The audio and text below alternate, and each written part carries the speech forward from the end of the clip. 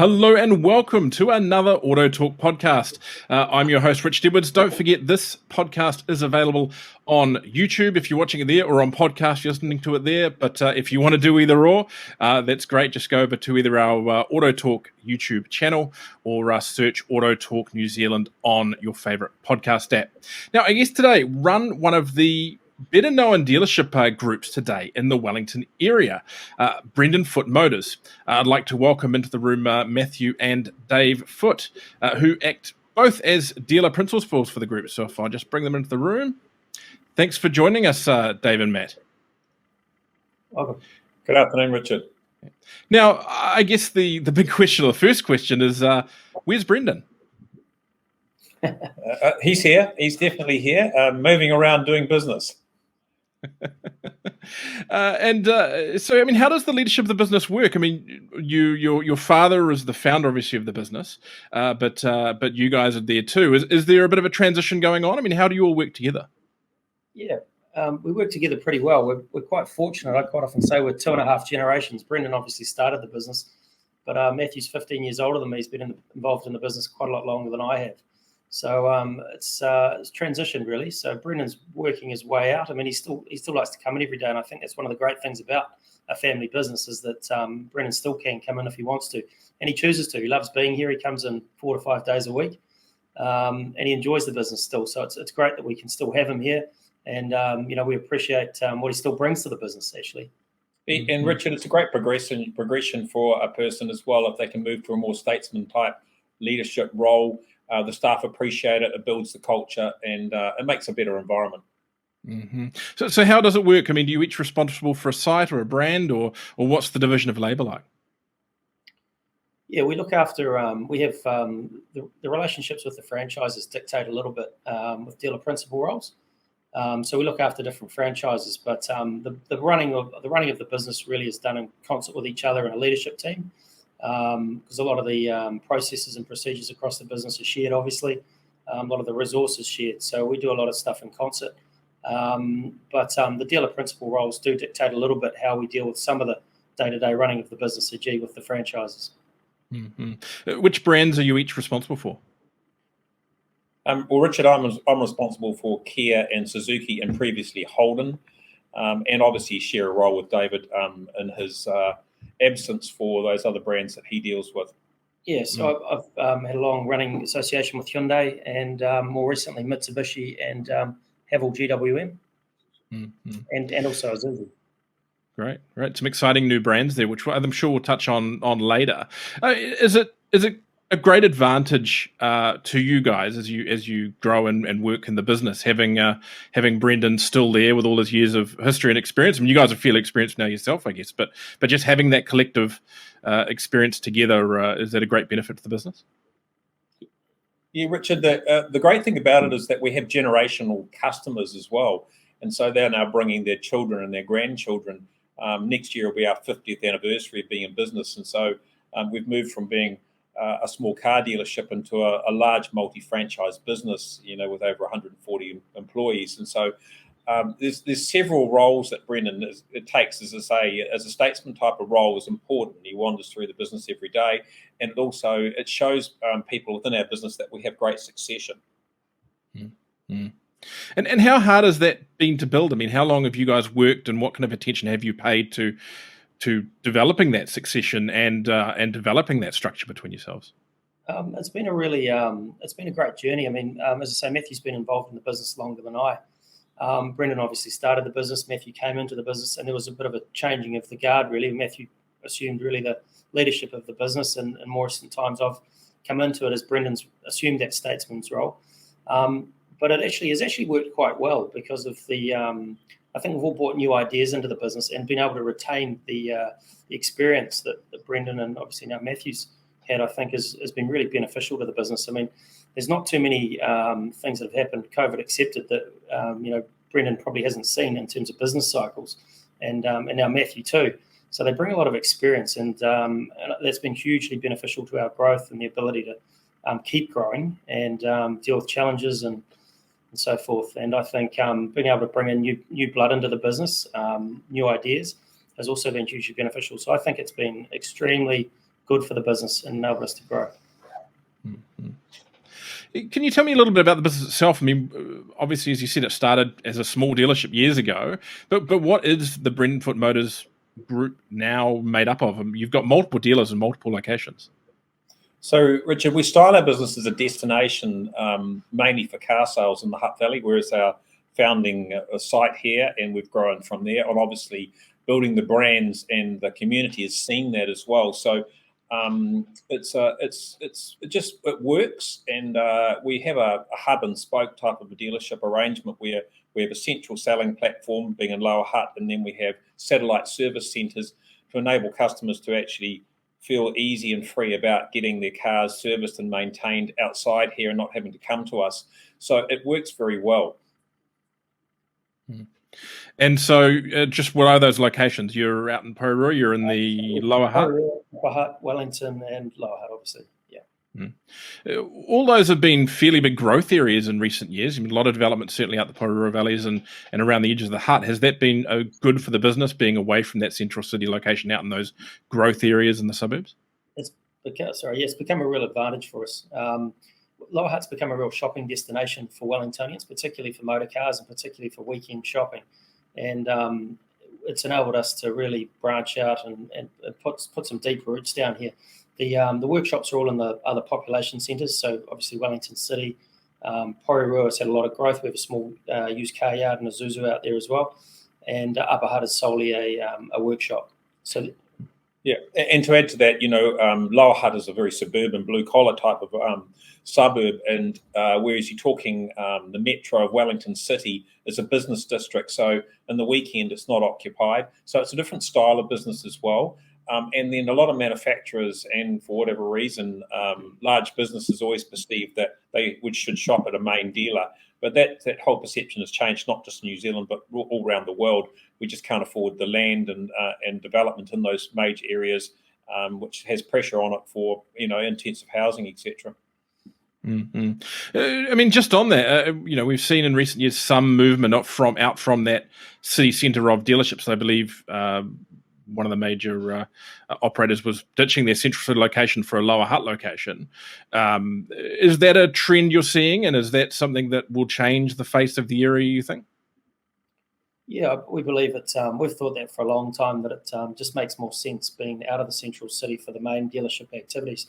It's quite space intensive. We need a lot of room for car dealerships, and the central city is very restricted, particularly in Wellington, for space. So it just made sense. We've thought that for a long time, and I think a lot of other businesses and business owners are thinking the same way. They're starting to move out of that central city.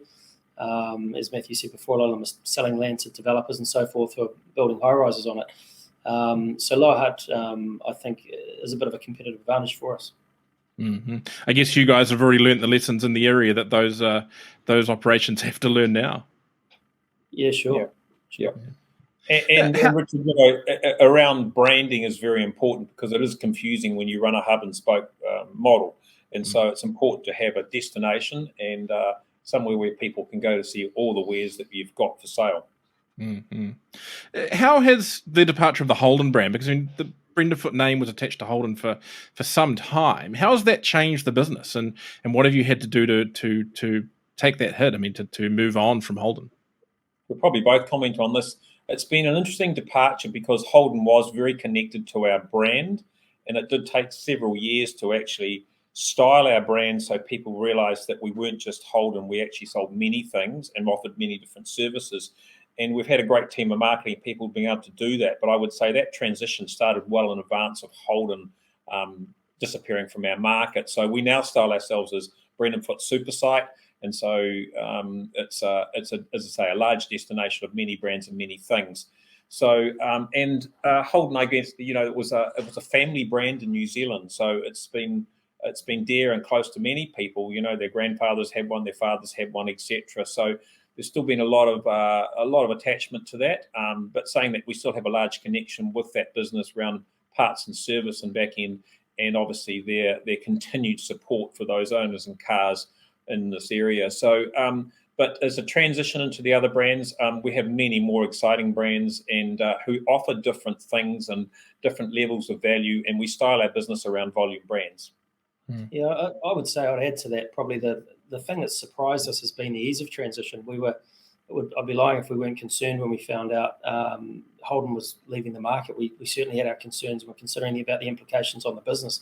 But it's such a fast moving industry that so much has changed in that time, and I mean a lot's changed in the world. But we've picked up and a couple of the brands that we had as fledgling brands have come to prominence. For example, the Havel GWM brands. I mean, already we're selling as many or more of those cars than what we were selling Holdens prior to the departure. So, I mean, that surprised even us, and I think it surprised a lot of people. So, New Zealanders have really embraced these other brands, and Mitsubishi's been another real find for us. Mitsubishi has just obviously come on and leaps and bounds over the last couple of years. Timing, there's a lot about timing in this business, and I think we've been very fortunate or done very well some of the decisions we've made around franchises and brands at certain times. And both Mitsubishi and Havel GWM have done very, very well since the demise of Holden. Yeah, and you guys have certainly picked up some brands that seem to have appeared at a lot of former Holden locations, and they just seem to fit that customer base, that area base well. The Haval, you have great confidence that China will be a significant source of cars for New Zealand in the future, and you guys are quite happy heading in that direction? Respectfully, we've got to say this, but yes, we're very excited by the Chinese brands and their sub-brands that will come with that as well. And I think the public's perception right now is that the cars offer great value, they're well built, they've got great support, they're mechanically great now, and they've just moved into a new era. And we find that resistance, we had Great Wall in the past, we found the resistance then was quite hard, was a hard sell on a value prospect. But now they're seen as a quality product, they're accepted. And it's not a hard sell, it's definitely very easy. So we see a lot of growth in that brand. We see a big future with that and their sub-brands. Yeah, the Great Wall of 5 years ago is a totally different beast to the Great Wall of today. And when you say sub-brands, I mean, I guess we're the exciting things like Aura and so forth coming along that'll give us that electric vehicle exposure. Yeah, they've got Tank and Aura, those things looking forward to as well. So it's very exciting times, and it's just changed the dynamic of the business and stepped it up a gear. Yeah, we sort of we believed way back we had Great Wall the first time around, I think back in 2010 or 11. Yeah. And we believed there was an opportunity for it then. It's just the product wasn't quite up to scratch. It's quite a different situation now, and it's changed quite quickly. We've got our scars from the first time around. It wasn't all that we thought it might be, but this time around we went up to China and had a look at the product, and we're very confident with the product and where that was heading, and that gave us the confidence to actually take the plunge and try it again, and it's been very, very successful for us. And as a result, we're certainly converted. And Richard, to give you an idea of the scale of the operation in China, GWM, the parent company, is something like 15 times bigger than Mitsubishi globally. So it's a massive organisation with big R&D, and they're across all sorts of things, well in advance of what people know, etc. Hydrogen and EVs, etc. We're only seeing a really small amount of their product. Mm-hmm. Hopefully, at some point, the long electric ute pass. Yeah. No, you can't do any of this without a great team. Can you tell us a little about the team you've got there? You must have quite a few bodies on the ground, and what kind of value to put on having that strong team behind you? Yeah, look, we've got a really strong core, I would say, in this business. People that have been here a long time. We've got people that have been with us for 20 years and longer, and they really make up that strong core. And in recent times, we've developed a leadership team that sort of oversees the business, and we've got some really good people in that advise us and help us run the business on a day-to-day basis. The other thing I think we've done is we've transitioned away from being a small business with the owners their hands over absolutely everything to actually giving our people more responsibility and more ownership and more accountability on them. And I think that's been a really positive thing for us. We've got some great people, great managers, and they in turn look after their teams and develop their teams. So the people journey has been really, really important for us and a big part of our success. In recent times, we've hired a full-time people and culture manager. That's quite a recent addition to the staff, and she's come in and already making a difference in that space. We see that as a vital part of the business strategically moving forward. Is our people, developing them, giving people pathways, and retaining talent as well. We've got a lot of loyal people, as I said, that have been here a long time, and still amazes me the way they roll up their sleeve and they get stuck in, and the loyalty to the business is, I think, it's always amazed me actually since I joined the business from a corporate background. I was very, very impressed and quite blown away with the lengths that people went to for the business and their belief in it, their desire to belong. So I think it's a really positive story. And Richard, you just got to employ the best people that you can get rather than looking at value. That's what we find, and then from there you get these great processes and procedures along the way, and it just tightens everything up. Everyone's on the same bus. Mm-hmm. I understand you've had some very long-term staff there that have moved in from relatively entry-level positions up through the business.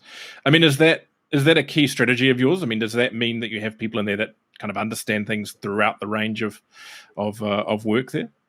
Yeah, absolutely. We try and offer people a pathway. We think that's really important. That if we get people in and they show that they've got the desire and the will and they want to do something different or do something more than perhaps what they started off doing, then we certainly try and give them opportunities and open pathways for them. We think that's really important for longevity, loyalty, and just personal development. Mm-hmm. And so you also have a bit of a focus on diversity. Can you tell us about that? Yeah, well, our workforce is probably more diverse now than it's ever been.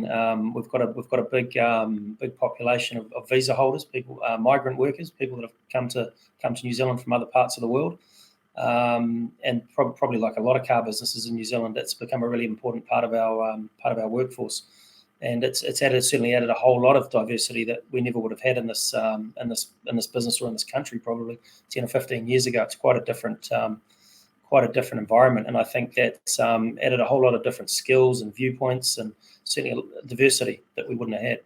And they're pioneers. These people, they've come out from places which are fraught with crime or whatever, and they've come to this, and so the immersion here is sometimes takes 1 year to 18 months to actually get them fully immersed in the way we actually interact and etc. So it's actually nice to have a family environment to come to rather than a corporate environment, because you have one-on-one stuff daily, and you can address their needs and their anxieties, etc. So it's been really good for us as well. It's just another step we have to take to get these people into the place.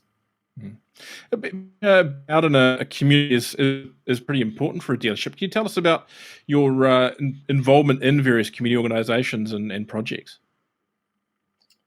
Yeah, so we for over a period of years we've actually been in all sorts of things, but we've taken a community approach for building better communities, healthier communities, and leadership, people that lead, good teams and etc. So an example of, we've got several examples of that. We have had just completed a 13-year term with the Pulse Netball team, ANZ League.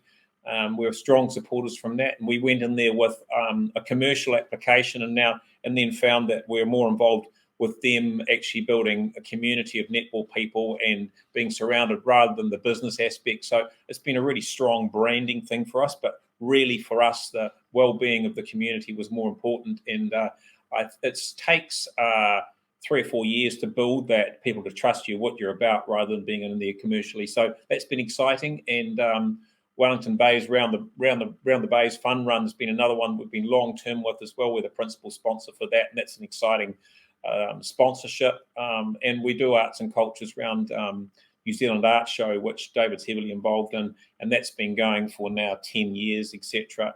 It's another great event.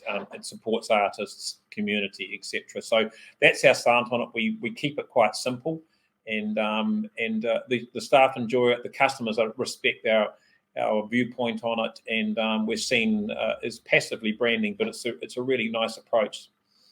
I think the important thing about those relationships too, Richard, they're long term, because we're involved with people that we get on with, that we like. There are people we've got good relationships with them. So, for example, Sport Wellington's a great example. We've had a long running relationship, a lot of trust in that relationship. They came to us looking for a sponsor for their marquee event, which is the Round the Bays event.